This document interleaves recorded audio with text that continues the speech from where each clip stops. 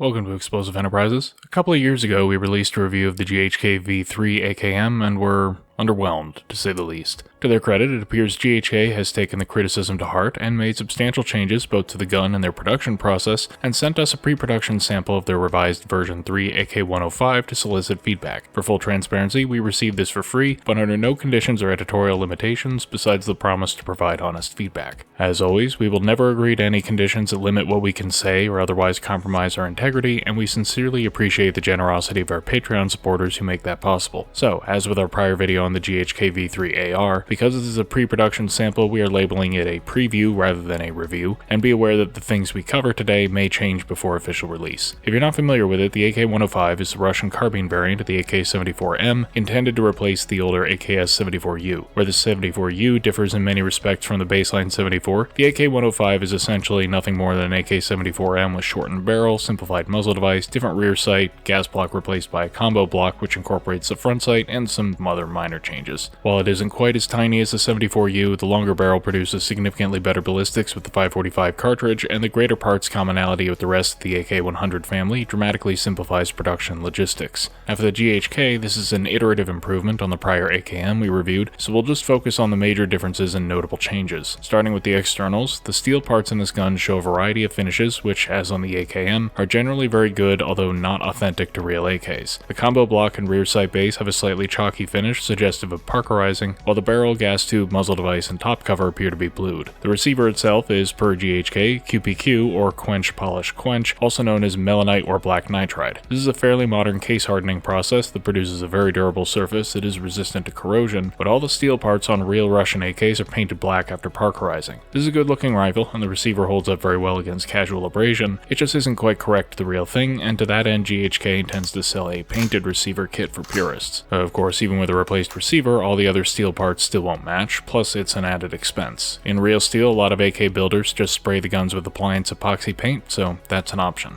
In any case, the receiver is now harder steel than on the AKM, which precludes casually bending it as I was able to do on that gun. This is stiffer than the VFC as well, and in general the externals here feel solid and are free from the egregious alignment and quality control problems that plagued the first batch of AKMs. While we're comparing to the VFC, this gun also has better plastic furniture. The handguards are stiffer and have steel reinforcement as they should, and the finish is more matte. The rear trunnion also uses a 5.5mm hinge pin as on the real thing, unlike the 4.5mm on prior airsoft replicas, though we're not quite sure if the rear trunnion has an AK-100 spec angle or if it'll look a little funny with a real stock. And as with prior GHK AKs, the magazine has a plastic shell. Note that while part of it shows exposed white aluminum on this sample, we are told it will be black on the final version.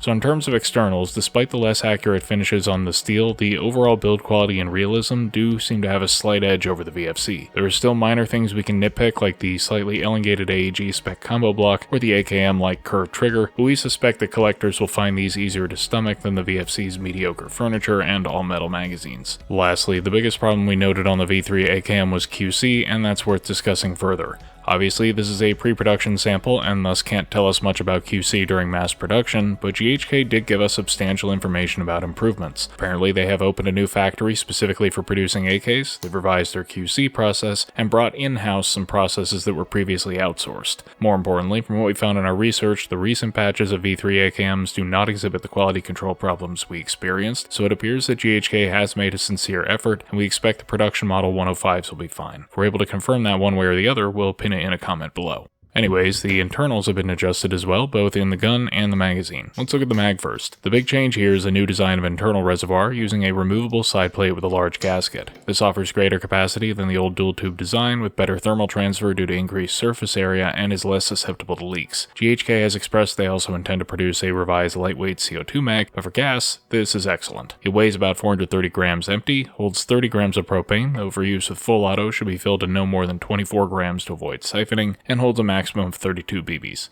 It also has a stop-on-empty mechanism consisting of just a simple lever. This is not common on guns that lack a bolt-hold-open mechanism. That's because on any gas gun, the nozzle going back forwards will push the follower down, requiring an additional mechanism to keep that from disengaging the stop-on-empty. Here, the solution is that the stop-on-empty lever and a corresponding lever in the gun essentially lock together in a manner similar to the stones comprising a Roman arch. Even when the follower drops, both levers stay geometrically locked upwards. This in turn lifts the valve knocker up such that it misses the valve, allowing the gun to to go click on empty rather than have a dead trigger as on prior GHKs. When the magazine is removed, the mechanism resets and the valve knocker drops back into position. I actually like this system more than VFC's solution. While it looks a little finicky at first and it does require good tension from the feed spring, it has worked reliably in our testing and does not have the same potential for transfer bar weirdness as the VFC. There are other significant changes in the gun's internals compared to the V3 AKM. First, the hop bucking appears to have a more concave contact patch, and hop performance is about the same with .32s, but we expect this will work better with heavier weights.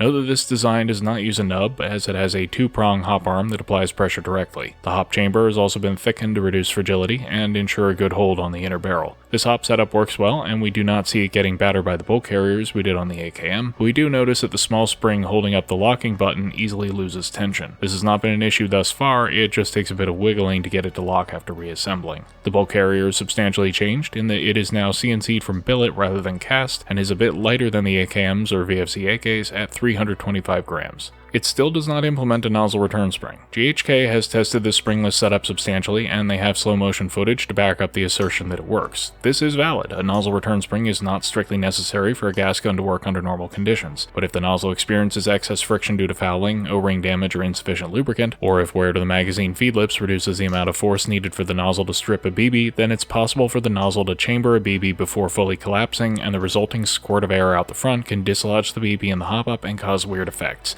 We have experienced this on older GHKs, and while it's not a deal breaker by any means, it does mean the nozzle must be kept clean and lubricated, and the magazine feed lip should be periodically inspected for tension. A nozzle return spring isn't a requirement for function, but it serves as insurance against undesirable behavior outside of ideal parameters, so here you'll just have to keep an eye on it. Having said all that, one of the benefits of omitting a nozzle return spring is that the carrier becomes very easy to disassemble. Removing one screw frees the nozzle, and then pushing out 2 cross pins frees the rocket valve. While this valve design cannot easily be made adjustable, GHK informs us they intend to sell rocket valves separately, and so it should be easy to swap them around before a game or even at the field. Maybe not as convenient as an adjustable valve, but it's a big improvement over the old nozzles that were glued together and not user serviceable at all. Okay, so putting it all together, how does it shoot? While it doesn't have quite as much recoil as the prior AKM, but it's very similar to the VFC. Compared to the VFC, the carrier is a bit lighter as mentioned, but the recoil spring is a bit stronger and it has slightly more travel by default. The recoil has a slightly sharper feel and it cycles just a bit faster. If it's not obvious, this is very similar to the VFC in overall feel, but I think I like the GHK a bit better. Like the AKM, the gun also includes an optional shorter spacer to increase the travel of the bolt carrier, but this softens the recoil and makes the cycle noticeably sluggish, so we strongly recommend leaving the default travel as it makes for a more realistic experience on the whole. As for performance, on 30 grams of propane we see about 120 shots in a string before it stops cycling far enough to feed. If given time to warm up between strings of 32, it's able to get about 8 mags on a single fill, then runs out on the 9th. In full auto and filled to 24 grams, we get 5 to 6 mags off a fill.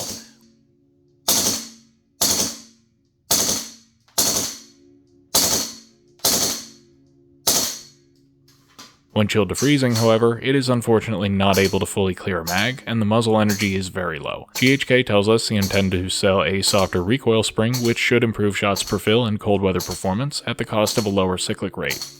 On the chrono, with .32 gram BBs at room temperature, we start at 1.57 joules and only drop to 1.39 joules by the end of the magazine. That's very good. Overall, where the V3 AKM felt like an improvement in materials and realism over the older V2 but didn't perform as well, this AK-105 improves in essentially every respect. The two things that GHK just needs to stick the landing on are the QC improvements and offering the promised aftermarket parts to address realism, power adjustment, and cold weather. If they manage those, then this will be an excellent gun and ecosystem. The elephant in the room is, where does that leave it compared to the VFC system, particularly as VFC has an AK-105 of their own inbound? Well, the VFC AK's performance is still ridiculous, but that doesn't make the GHK bad just because it doesn't quite reach the same level.